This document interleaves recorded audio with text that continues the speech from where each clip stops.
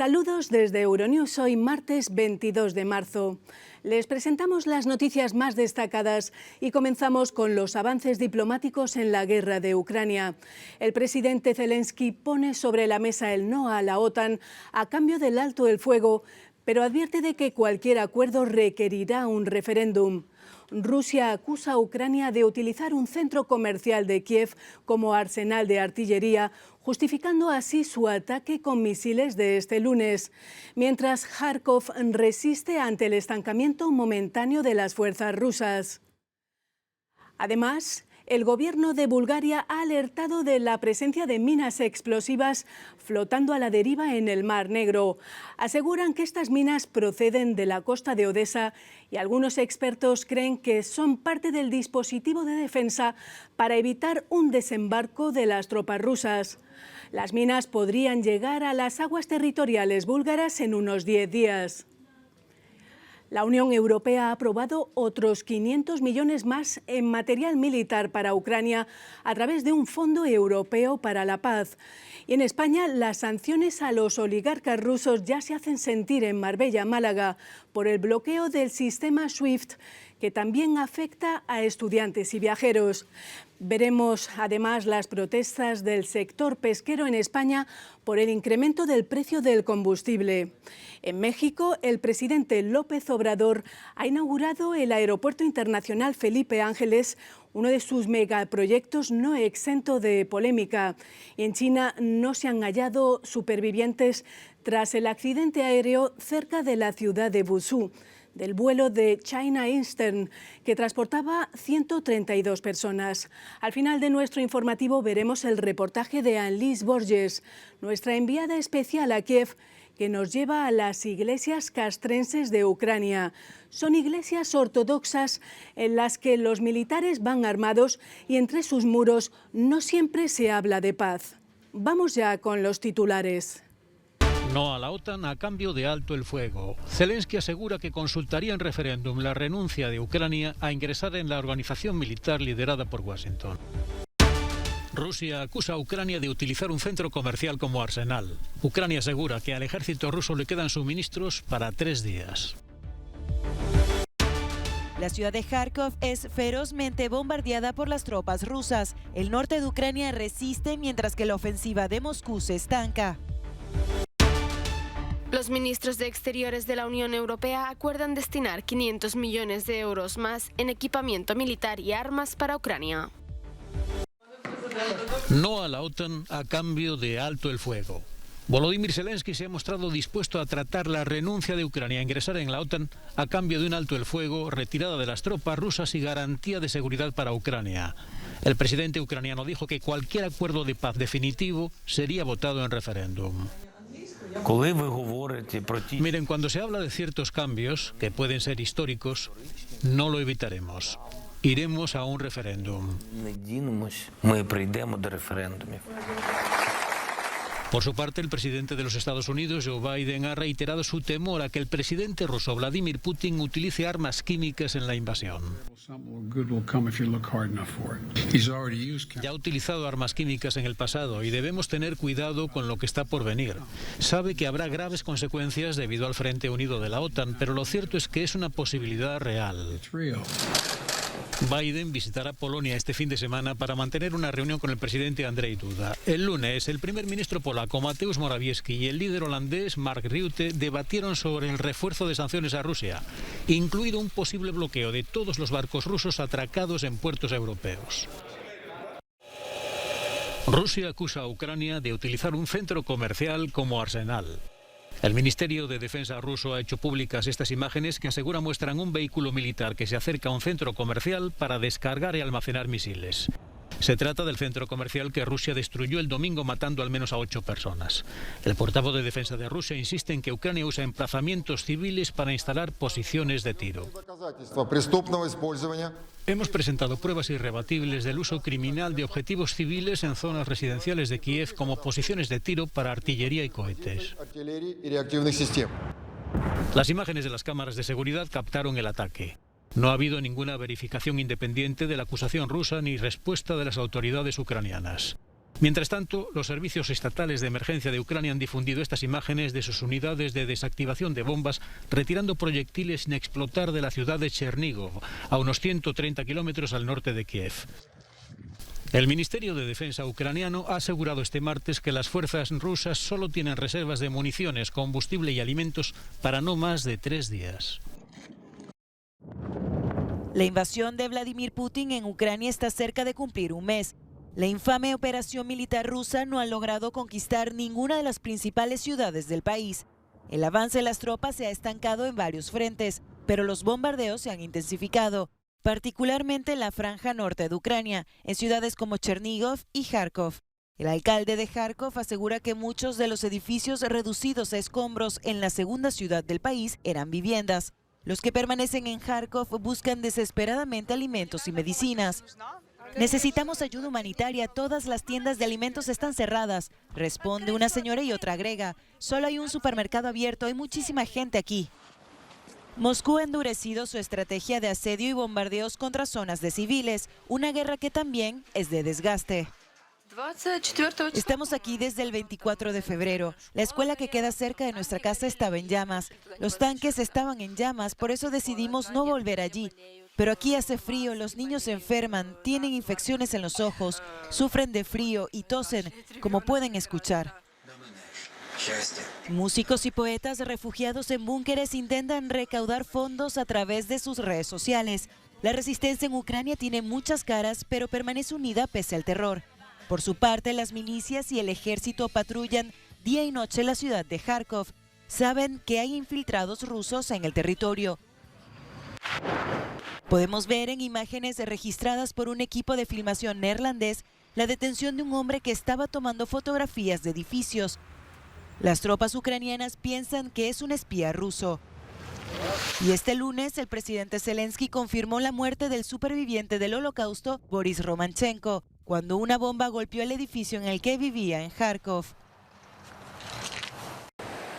El gobierno búlgaro advirtió el 20 de marzo sobre la posible presencia de minas en el Mar Negro.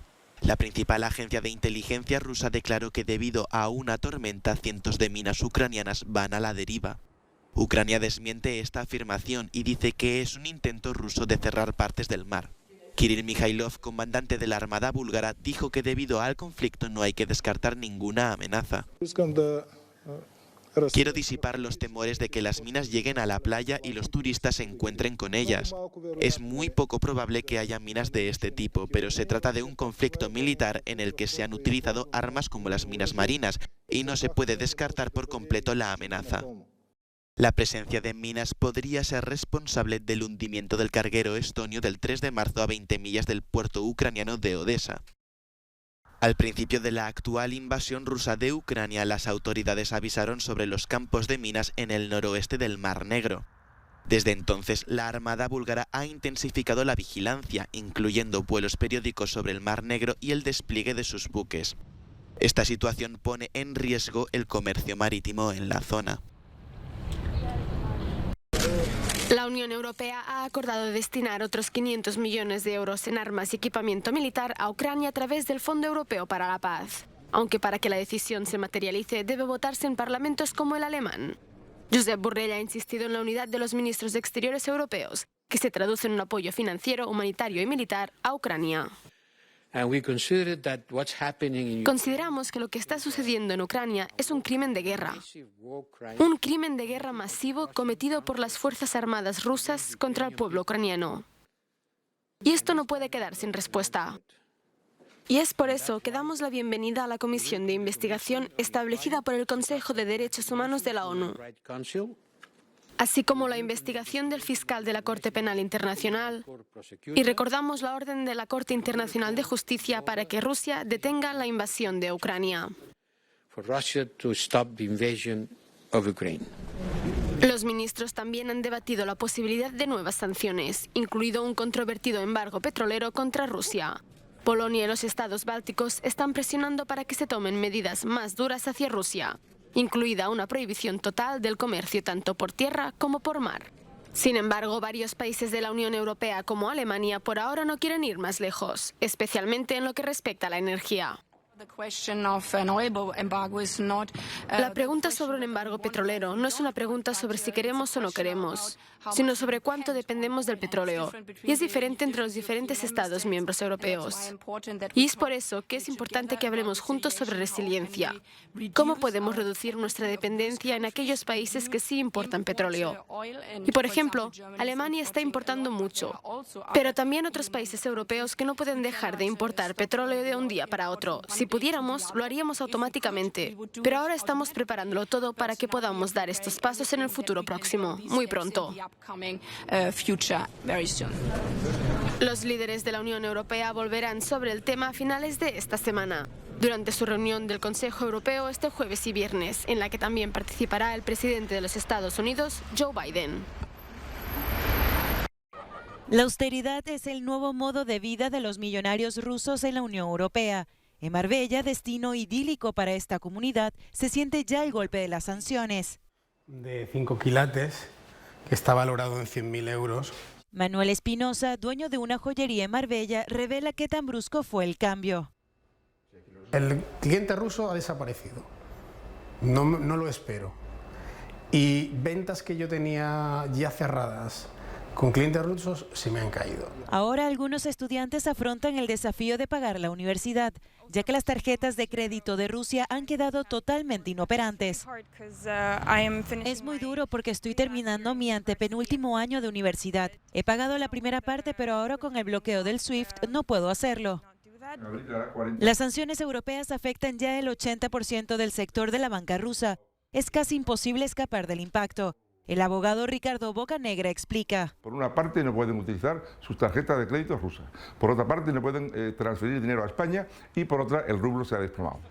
No solo está la desconexión del sistema SWIFT, Rusia también sufre la suspensión de las actividades de las aerolíneas europeas y de empresas internacionales, una política de aislamiento de Occidente que busca frenar la invasión rusa en Ucrania.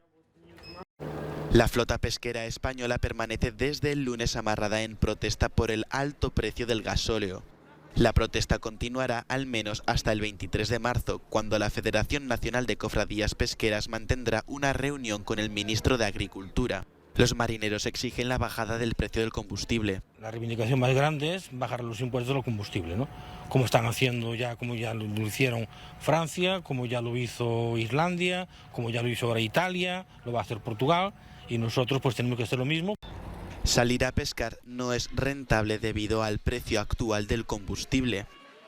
Además, la huelga de transporte impide distribuir las capturas, por lo que el pescado se acaba desperdiciando. Según el presidente de la Federación, el seguimiento de la protesta ha sido abrumador en los puertos del Mediterráneo, Asturias, Cádiz y Galicia.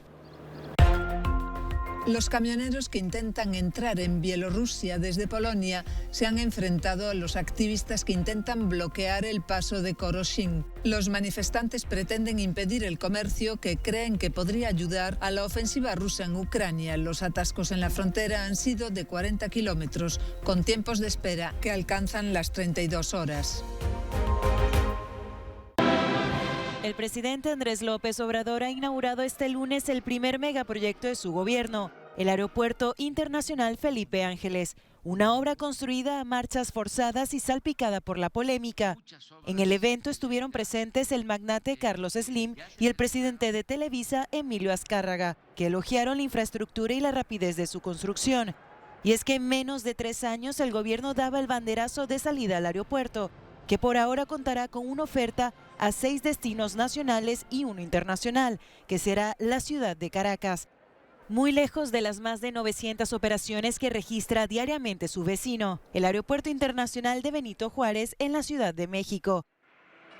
Sin embargo, los mexicanos que asistieron a la inauguración celebran el nuevo aeropuerto que ha costado al Estado más de 2.600 millones de dólares. Es una fusión de incredulidad y ver una realidad hecha. Yo soy de las personas que no creía en este proyecto y me he tenido que quitar el sombrero para aceptar que es una gran obra. Muy orgulloso, ¿por qué? Porque hasta se me salen las lágrimas de ver esto.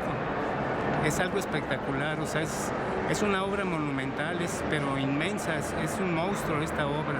y en el tiempo que le hicieron, con la calidad que tiene, es preciosa. El arranque del segundo aeropuerto internacional para la capital mexicana trae una serie de retos e incógnitas. Primero, su conectividad. El aeropuerto está situado a unos 45 kilómetros de Ciudad de México. López Obrador ha anunciado la construcción de un tren que facilite el traslado a los viajeros. Segundo, la congestión del espacio aéreo compartido. El Centro de Investigación estadounidense Mitre apunta a que las operaciones simultáneas en los 3 aeropuertos de la zona podrían generar problemas de operación.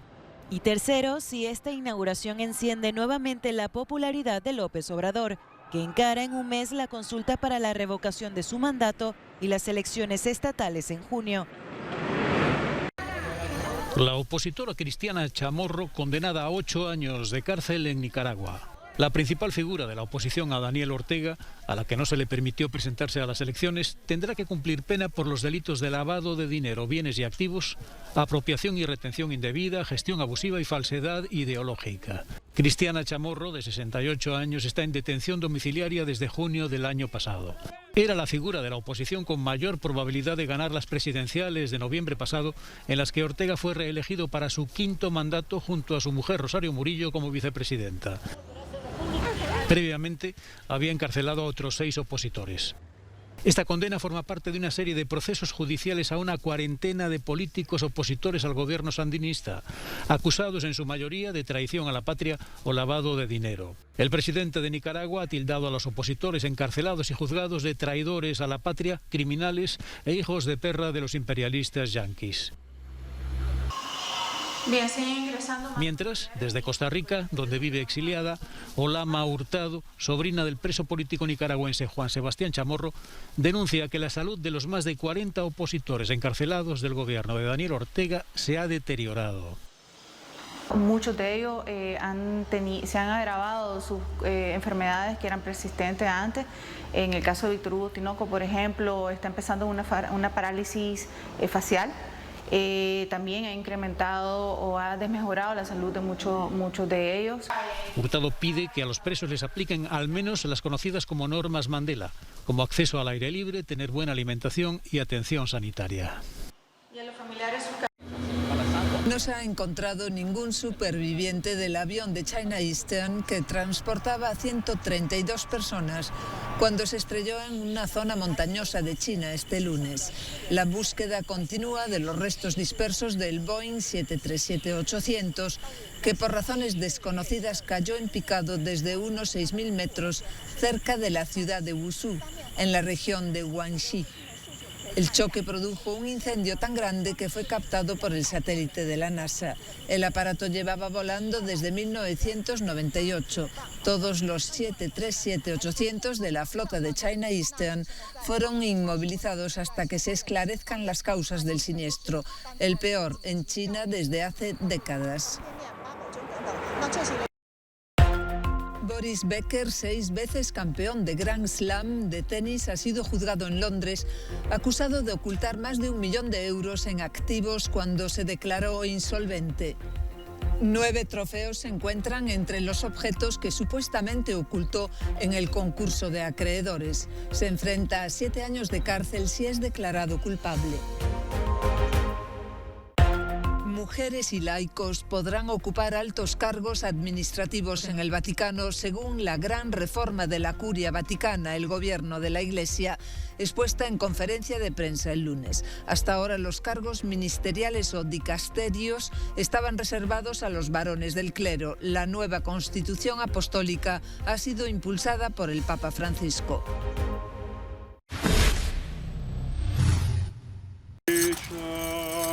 Días atroces para los ucranianos. Esta familia ha tardado una semana en recuperar los restos del soldado Yuri Savadas, que a los 59 años murió en combate cerca de la ciudad de Irpin. Su hijo, Artem, ahora quiere vengar su muerte y dice que no tiene más opción que luchar en esta guerra. Nosotros no empezamos, pero terminaremos. Los rusos no pueden luchar en combate cuerpo a cuerpo. Recuerda que son unos cobardes. ¿Oyes las sirenas? Eso significa que van a bombardearnos de nuevo. Con centenares de banderas y la tierra recientemente removida, este cementerio municipal en Kiev es un testimonio de la actual escalada de esta guerra que muchos consideran que no empezó el mes pasado, sino hace 8 años, cuando Rusia se anexionó Crimea y comenzó a apoyar a los rebeldes prorrusos en el este de Ucrania. Desde entonces han muerto más de 14.000 personas, según el gobierno ucraniano. Pero con la invasión rusa, que empezó el pasado 24 de febrero, ha habido un cambio radical. Esta guerra ni siquiera es por la libertad, esta guerra es por nuestra supervivencia, porque si la perdemos, probablemente los rusos nos matarán a todos, porque Rusia no reconoce a Ucrania como país independiente, decía otro de los asistentes a este funeral. La fe tiene su papel en el conflicto como brazo espiritual del ultrapatriotismo. Con la guerra, las iglesias se han vuelto castrenses, los soldados se acercan para ser bendecidos y sus curas son también capellanes castrenses. Entre sus muros no siempre se habla de paz. Siento que la falta de fe tiene que ver con esto, porque si creyéramos como deberíamos aplastaríamos a Rusia, la destruiríamos el Kremlin. Pero ahora solo resistimos en nuestro territorio porque nos falta fe. Somos débiles en la fe. Decía Rostislav Fedorko, de la Hermandad del Batallón de Ucrania. La capital, Kiev, sigue siendo el principal objetivo militar de Rusia, según funcionarios occidentales, y muchos advierten que Moscú podría tratar de cerrar el cerco a la ciudad en las próximas semanas y recurrir a tácticas aún más mortíferas. Mientras, los esfuerzos diplomáticos para poner fin a los combates solo han logrado avances mínimos y la guerra sigue cobrándose más víctimas. Este reportaje es de Annelies Borges, desde Kiev, para Euronews.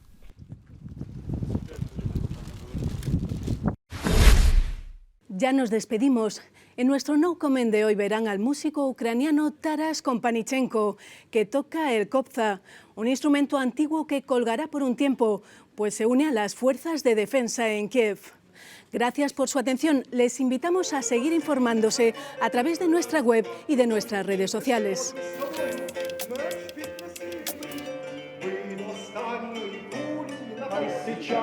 Образи все одно.